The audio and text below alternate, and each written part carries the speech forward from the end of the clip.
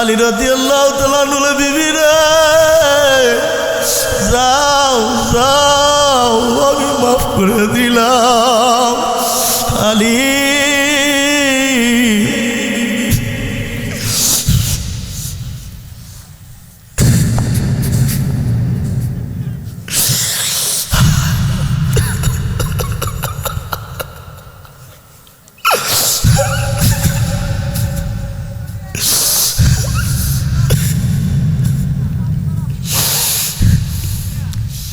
মাফ করে দিলাম রে বিবি, মাফ করে দিলাম। আলীর কুলের মধ্যে ফাতেমার ইন্তিকাল হয়ে গেল। ইন্তিকালের পর ইমাম হাসান হুসাইন মার গলায় জড়ায় কান্দে, আর আলী কান্দে। এর মধ্যে আরেকটা ওসিয়ত ছিল, স্বামী আমার, আমি যখন দুনিয়াতে বিদায় হয়ে যাব তখন আপনি একটা বিবাহ করে নেবেন। আমি ইজাজত দিয়া গেলাম, বিবাহ করে নেবেন আপনার পছন্দ মতো, আমি অনুমতি দিয়া গেলাম। কিন্তু স্বামী আমার হাসান হুসাইনকে ভুলিয়েন না। আমার হাসান হুসাইনকে সপ্তাহে একদিন কোলে নিয়ে ঘুমাইবে। তৃতীয় নাম্বার ওসিয়ত, স্বামী আমি মারা যাওয়ার পর আমার ইন্তিকালের সংবাদটা মানুষকে জানাইবেন না। আলী রাদিয়াল্লাহু তাআলা আনহু বলে, তুমি তো নবীর মেয়ে, খাতুনে জান্নাত, তুমি তো সমস্ত মহিলাদের সর্দারিনী। আমি ভেবেছিলাম মানুষ সমগত হবে, মানুষ জানাজার নামাজ আমি আদায় করবো আলী, এতে তোমার কোনো সমস্যা নাই, তোমার কোনো অসুবিধা নাই। খাতুনে জান্নাত ফাতেমা রাদিয়াল্লাহু তাআলা আনহা বলে, স্বামী আমার, মানুষ আইসা দেখবে আমি খাতুনের জান্নাতের লাশটা কতটুকু লম্বা, কতটুকু মোটা, কতটুকু চৌড়া। আমার পর্দার খেলা হয়ে যাবে স্বামী, আমি বেপরদা হয়ে যাব। আমি বেপরদা হইয়া কবরে যাইতে চাই না। খাতুনে জান্নাত ফাতেমা রাদিয়াল্লাহু তাআলা আনহা ঘরের মধ্যে অসুস্থ অবস্থায়, এইদিকে হযরত আলী রাদিয়াল্লাহু তাআলা আনহু ফজরের নামাজ আদায় করার জন্য মসজিদে চলে গেছেন। আর ওইদিকে ফাতেমা রাদিয়াল্লাহু তাআলা আনহা অসুস্থ অবস্থায় সমস্ত ঘরের কাজকর্ম সেরেছেন। আয়েশা দেখে হযরত আলী ফজরের নামাজ কমপ্লিট করিয়া ঘরে আয়েশা দেখে ফাতেমা জার জার করে কান্দে। আহারে চোখের পানি ফেলায় কান্দে। এ বিবি আমার, তুমি কেন কান্দো? কি হয়েছে আমাকে বলো। ফাতেমা রাদিয়াল্লাহু তাআলা আনহা কোনো জবাব দেয় না, খালি কাঁদতে আছে, খালি কাঁদতে আছে। অনেক কানপুর কাকুতি মিনতি করার পর এবার ফাতেমা রাদিয়াল্লাহু তাআলা আনহা বলে, স্বামী আমার, আজকে স্বপ্নে আমি দেখতেছি আমার আব্বা জান মুহাম্মাদুর রাসূলুল্লাহ সাল্লাল্লাহু আলাইহি ওয়াসাল্লাম করে আসলেন। আয়েশা যখন দেখে কি যেন তালাশ করিয়া যখন ঘর থেকে বাইর হয়ে গেলেন, আমি পেছন থেকে ডাক দিলাম, ও আব্বা জান, কাকে তালাশ করেন, কি তালাশ করেন? আমার আব্বা জান ডাক দেব, আমার কলিজার টুকরা ফাতেমা, আমি তো তোমাকেই তালাশ করতেছি, আমি তোমাকে নিয়ে যাওয়ার জন্য। আলী রাদিয়াল্লাহু তাআলা আনহু এই কথা শোনার পর ভাবতে লাগলেন, মনে হয় বিদায়ের ঘন্টা মনে ঘনিয়ে আসছে। ও আমার স্বামী আলী, আমার আব্বাজান বলছে আজকে তুমি সেহরি করবা আলীর দস্তরখানায়, আজকে তুমি সেহরি খাবা আলীর দস্তরখানায়, আর ইফতার করবা আমি বাবার দস্তরখানায়। এই কথা শোনার পর আলী রাদিয়াল্লাহু তাআলা আনহু দুই চোখের পানি ছেড়ে দিলে। আরে আমি আর মনে হয় আজকে থেকে আমার বিবি হারা হয়ে যাব। এবার ফাতেমা কান্দে, আলীও কান্দে, দৌড়াইয়া ইমাম হাসান আর হুসাইন আব্বা আমার শিওরে আসছে। আইসা দেখে দুজন কান্দে। হাসান আর হুসাইন বলে আম্মা এইভাবে কেন কাঁদতেছেন, আপনাদের তো বুঝতেছি না। খাতুনে জান্নাতের একটা অভ্যাস ছিল যে কোনো কাজে যখন বিরক্ত না হইতেন ইমাম হাসান হুসাইনকে আদেশ করতেন নানাজানের কবরে যাওয়ার জন্য। এই মুহূর্ত বলছে বাজানেরা, এই মুহূর্ত তোমরা তোমার নানাজানের কাছে চলে যাও, নানাজানের কবরের পাশে যাও। ইমাম হাসান আর হুসাইন দুই ভাই গলাগুলি করিয়া নবীজির কবরে চলে গেলেন। নবীজির কবরের পাশে যখন দাঁড়াইলেন নবীজি ডাইকা ডাইকা বলে, রে আমার কলিজার টুকরা নাতিরা কেন আসলা? আমি নবীর কাছে তো তোমরা সব সময় আসতে পারবা, আজকে তোমরা তাড়াতাড়ি বাড়িতে যাও, আজকে দিনটাই তোমাদের জন্য শেষ দিন। আগামীকালকে তোমাদের মার চেহারা আর দেখতে পারবা না, মাকে আর পাইবা না রে হাসান হুসাইন। মার চেহারার দিকে যাইয়া তাকাইয়া থাকো। হাসান আর হুসাইন নানাজানের কথা শোনার পর চোখের পানি আর ধইরা রাখতে পারে নাই। এবার চোখের পানি সারে কান্দে আর দৌড়ায়। আইসা দেখে আলীও কান্দে, ফাতেমা কান্দে। এবার হাসান আর হুসাইন বলে মা গো কেন কান্দো, আব্বা কেন কান্দো? এই সুসংবাদ আমার নানা জানে বলে দিয়েছে গো মা। এবার হাসানও কান্দে, হুসাইন কান্দে, আলীও কান্দে, ফাতেমা কান্দে। ফাতেমা রাদিয়াল্লাহু তাআলা আনহা অসুস্থ হইয়া বিছানার মধ্যে শুয়ে পড়লেন। অসুস্থ হওয়ার পর আলী রাদিয়াল্লাহু তাআলা আনহুর দিকে তাকায়া তাকায়া তিনটা ওসিয়ত করলেন। বলে স্বামী আমার, আমি তো এখন দুনিয়াতে বিদায় হয়ে যাব, আমার তিনটা ওসিয়ত আপনি পালন করবেন। এবার আলী রাদিয়াল্লাহু তাআলা আনহু বললেন, বিবি আমার কি তোমার চিন্তা, কি তোমার ওসিয়ত, তাড়াতাড়ি বলো। বলল স্বামী আমার, আমি তোমার ঘরে যেই দিন বিবাহ হয়ে আসছি গো স্বামী, এখন পর্যন্ত আমি ঠিক মতো তোমার খেদমত করতে পারি নাই। কত ভুল ত্রুটি হয়েছে, কত খেদমতের ত্রুটি হয়েছে গো স্বামী, তুমি আমাকে মাফ করিয়া দাও, ক্ষমা করিয়া দাও। আলী রাদিয়াল্লাহু তাআলা আনহু, বিবি আমার, আমি তো তোমার যোগ্যই ছিলাম না, উপযুক্তই ছিলাম না। তোমার বাবা দয়া করিয়া মেহেরবানি করিয়া ইহসান করিয়া তোমার সাথে আমার বিবাহটা পড়াইছে। এরে বিবি,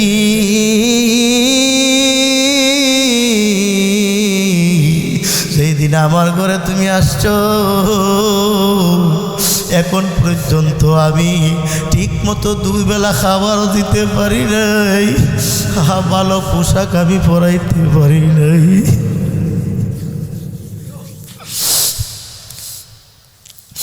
ঠিক মতো খাবারও দিতে পারি নাই, ভালো পোশাকও পরাইতে পারি নাই। বিবি, তুমি আলী, আমি আলীকে তুমি মাফ করিয়া দাও। খাতুনে জান্নাত ফাতেমা রাদিয়াল্লাহু তাআলা আনহা বলে, স্বামী আমার, আগে আমাকে মাফ করে, যদি আপনি আমারে মাফ না করে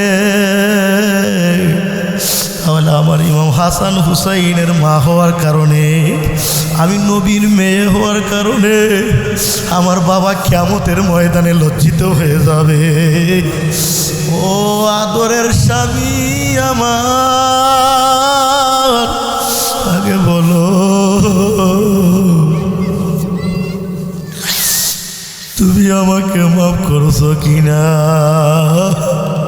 এবার আলী বলে, ওরে বিবি আমার, আমি আলীকে তুমি মাফ করো। তুমি যদি আমারে মাফ নাই করো, কিয়ামতের দিন আমি কঠিন আযাবে গ্রেফতার হয়ে যাব। তাদের কত সুন্দর দাম্পত্য জীবন, কত পরিষ্কার জিন্দেগি, তুমি আর আমি কত সুন্দর জিন্দেগি করতে পারি না। এখন পর্যন্ত কোনো স্ত্রীরা স্বামীর কাছে মাফ চায় না, স্বামীও স্ত্রীর কাছে মাফ চায় না। আরে কত সুন্দর জিন্দেগি। আলী রাদিয়াল্লাহু তাআলা বলে, বিবি রে যাও যাও, আমি মাফ করে দিলাম। আলী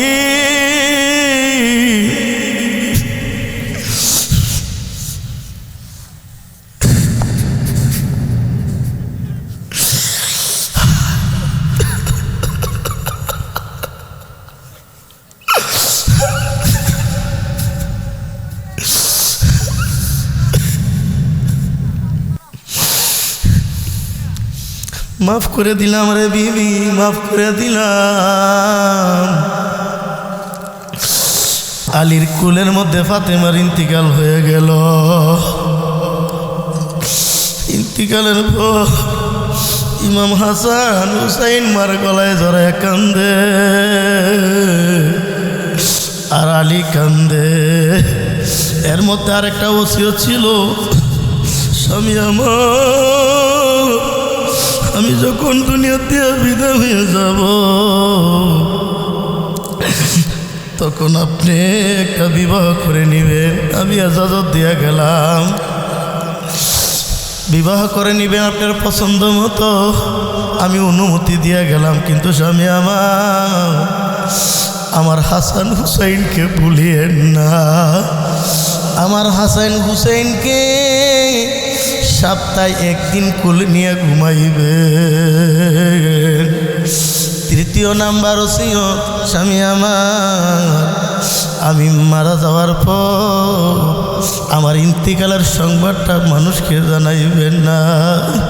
আলী রাদিয়াল্লাহু তাআলা আনহু বলে, তুমি তো নবীর মেয়ে, খাতুনে জান্নাত, তুমি তো সমস্ত মহিলাদের সর্দারিনী। আমি ভেবেছিলাম মানুষ সমগত হবে, মানুষ জানাজার নামাজ আমি আদায় করবো আলী, এতে তোমার কোনো সমস্যা নাই, তোমার কোনো অসুবিধা নাই।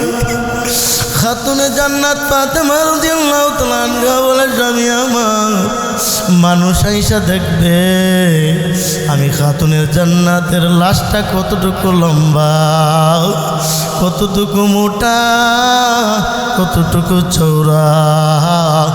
আমার পর্দার কেলা হয়ে যাবে স্বামী, আমি বেপর্দা হয়ে যাব। আমি বেপর্দা হইয়া কবরে যাইতে চাই না। আলী রাদিয়াল্লাহু তাআলা আনহু নসিহত শোনার পর বড় মায়া লেগে গেল। হাসান আর হুসাইনকে নিয়ে জানাজার নামাজ আদায় করল। এবার তিনজন তিন কোণারে ধরে রাখছে। চারজন ছাড়া লাশ কবর নেওয়া যায় না, চারজন মানুষের প্রয়োজন, আরেকজন কোথায় পাওয়া যায়?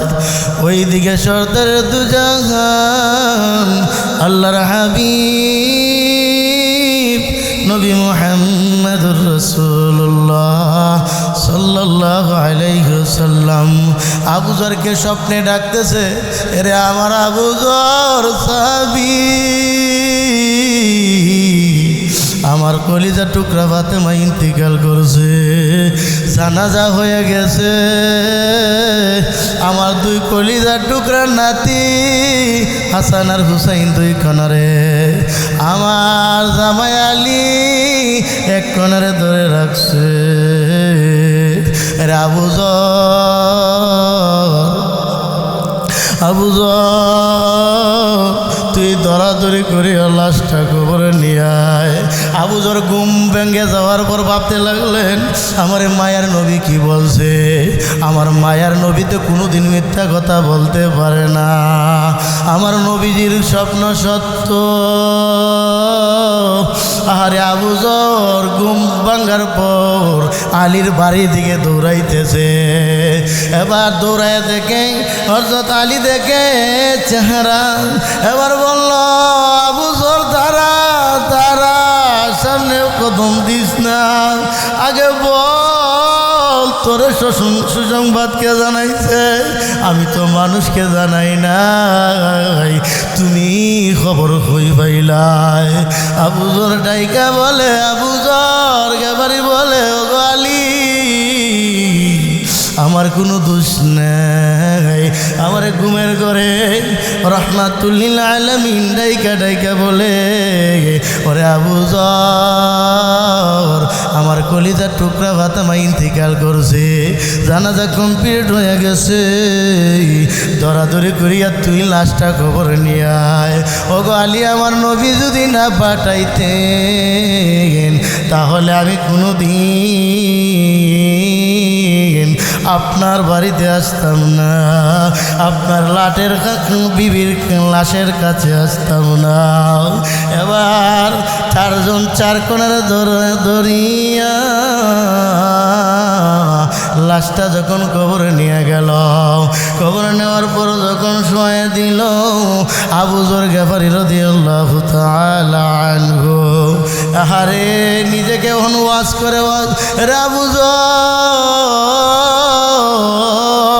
কি আমল জোগাড় করলি, কি খাওয়াই করলি, তিনি না বানাইলে আসমান জমিন বানাইতো না, সর্দারে দু জাহান আল্লাহর হাবিবের মেয়েও দুনিয়াতে থাকতে পারে না।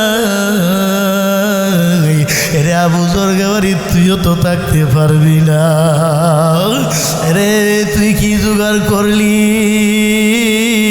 তুই কি জাহান্নামের আগুন সহ্য করতে পারবি, তুই কি কবরের আযাব সহ্য করতে পারবি, তুই কি ৯৯ বিষাক্ত সাপের কামড় সহ্য করতে পারবি? আবু যর কবরের পাশে দাঁড়াইয়া কাঁদতে কাঁদতে করে বেহুশের মতো হয়ে গেছে। অথচ আবু যর গেফারি অনেক গুরুত্বপূর্ণ সাহাবী, রহমাতুল্লিল আলামিনের একজন বিশিষ্ট সাহাবী। আহারে একদিন খেজুরের বাগানে মাথা নিচু করিয়া হাঁটাহাঁটি করতেছে, আর উহি নিয়ে আসছে নবীজির কাছে জিব্রাইল। হঠাৎ জিব্রাইল আবু যর গেফারির চেহারার উপরে নজরটা পড়িয়া গেছে। নবীজিকে বলল, ওগো নবীজি, খেজুরের বাগানের মধ্যে মাথা নিচু করিয়া হাঁটাহাঁটি করতেছে আপনার প্রিয় সাহাবী আবু যর গেফারি। এবার জিব্রাইল বলল, ওগো নবীজি, আমি জিব্রাইল আপনার আবু যর গেফারিকে চিনি, শুধু তাই না আসমানের মধ্যে যত রহমতের ফেরেশতা আছে সকল রহমতের ফেরেশতারা আপনার প্রিয় আবু যর গেফারিকে চিনে। আবু যরকে কি কারণে চিনে, কি আমল তার মধ্যে? এবার জিব্রাইল বলল, গো নবীজি, একটা হলো জাহিরি আমল আর একটা হলো বাতিনি আমল। জাহিরি আমল কোনটা আর বাতিনি আমল কোনটা আমাকে তাড়াতাড়ি তুমি তাড়াতাড়ি বলো। এবার জিবরাইল বলল নবীজি আপনার কাছে যখন এই আবু যর গেফারি আসে, আপনি যখন ওয়াজ করতে থাকেন নসিহত করতে থাকেন, মাথা নিচু করিয়া আবু যর গেফারি আপনার কথাগুলো শুনে আর বলে রে আবু যর, আকাশের নিচে জমিনের উপরে কোনো নালায়েক বান্দা যদি থাকে, ছোট বান্দা যদি থাকে, গুনাহগার বান্দা যদি থাকে, আমি আবু যর। ওগো নবীজি আবু যর গেফারি নিজেকে নিজে মানুষই মনে করে না, নিজেকে নিজে সবসময় ছোট মনে করে, অপরাধী মনে করে। এই আমলটা তার মধ্যে আছে। এবার বলল জাহিরি আমল কোনটা? এবার জিবরাইল বলল ওগো নবীজি এত বেশি পরিমাণে সূরা ইখলাস, কুল হুয়াল্লাহু আহাদ আল্লাহুস সামাদ লাম ইয়ালিদ ওয়া লাম ইউলাদ ওয়া লাম ইয়াকুল লাহু কুফুয়ান আহাদ, এত বেশি পরিমাণে তেলাওয়াত করছে। তেলাওয়াত করতে করতে ডাইরেক্ট আল্লাহ তাআলার সাথে গভীর সম্পর্ক হয়ে গেছে। আল্লাহ তাআলা জিবরাইলকে বলল, তামাম রহমতের ফেরেশতাকে বলল, রে ফেরেশতারা শুন, আবু যর গেফারি যেরকম আমাকে মহব্বত করে ভালোবাসে, আজকের থেকে তোর সাক্ষী থাক, তাকে বান্দা আবু যর গেফারি জমিনে আমি আল্লাহ টাইটেল লকব দিয়ে দিলাম, আমি আল্লাহ নিজে আবু যরকে ভালোবাসি। আমল করার দরকার আছে না?